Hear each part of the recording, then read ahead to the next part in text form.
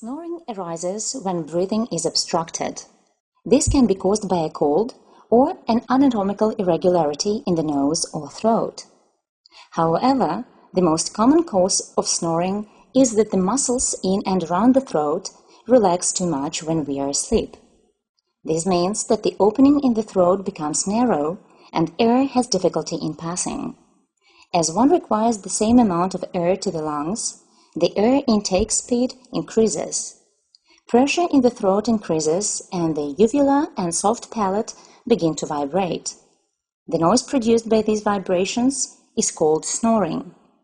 The wall of the throat vibrates during breathing, and this is what causes the snoring sound that we are all familiar with.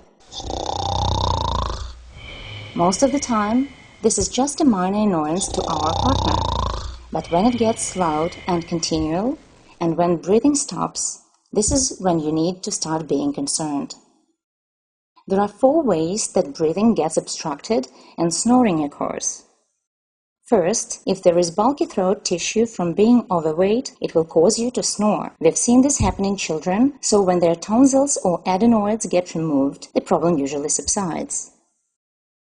Secondly, if a person has a long soft palate or a long uvula, the opening between the nose and the throat can get obstructed, and when they bump up against one another while we sleep, your airway gets blocked and you start snoring.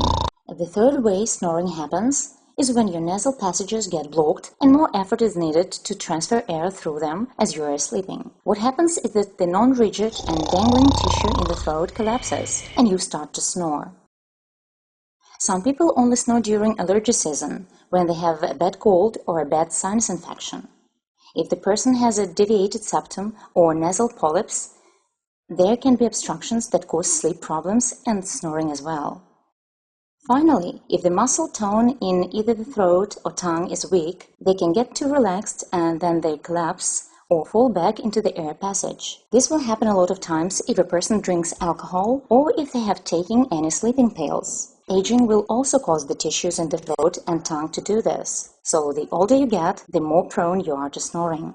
Here's what we do know. Men or women that snore habitually run the risk of very serious health problems. First of all, when you have the combination of the snoring and the breathing problems, it is sometimes referred to as obstructive sleep apnea. And if it goes untreated, you are at risk of serious health problems. One of the worst risks is that blood and oxygen levels get lowered, which in turn causes your heart to work much harder than it should. Your blood pressure rises as well, and quite significantly. This oftentimes results in a poor night's sleep. Anyway, the dangerous part about all of this is that with the prolonged snoring problems, you may succumb to high blood pressure, and your heart can become enlarged, and you become more prone to heart attacks and strokes. The bottom line is that it isn't healthy to be sleeping so fitfully because of all these health consequences.